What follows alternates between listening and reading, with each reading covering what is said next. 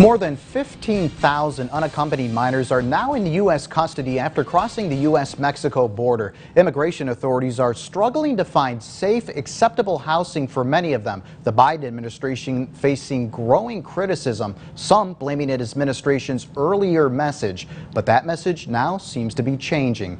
Here's ABC's Mary Alice Parks with the details. The White House facing mounting criticism for the humanitarian crisis at the U.S. border with Mexico. Data obtained by ABC News showing there are now more than 5,000 unaccompanied children and teens in the custody of Customs and Border Protection. Over 800 of those children have been in custody for more than 10 days.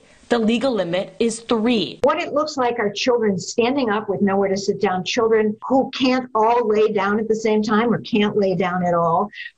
There were babies who hadn't crawled in weeks because there was nowhere for mothers to put them down. The Biden administration ended former President Trump's so-called Remain in Mexico policy, requiring asylum seekers to wait in Mexico for their court proceedings. Now Republicans argue that change has contributed to the surge in migrants arriving at the border.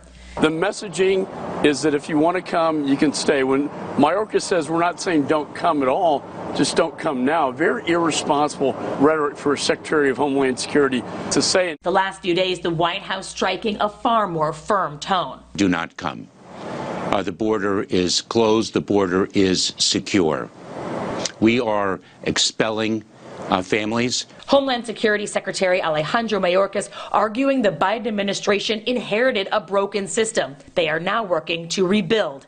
White House sources also saying they are looking specifically to reopen shelters the Trump administration let lag. The entire system under United States law that has been in place throughout administrations of both parties was dismantled in its entirety by the Trump administration.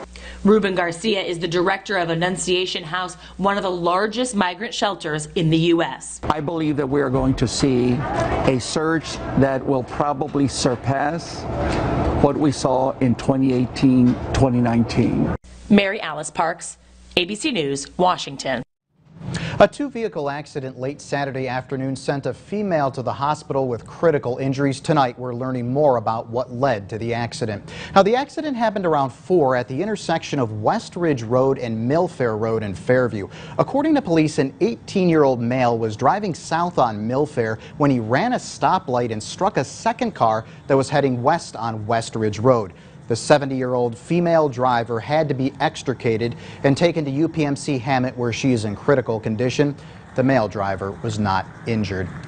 Coming up on Jet 24 Action News at 11 o'clock, members of one Erie neighborhood are voicing their concerns over proposed plans of an access road, some even starting a petition.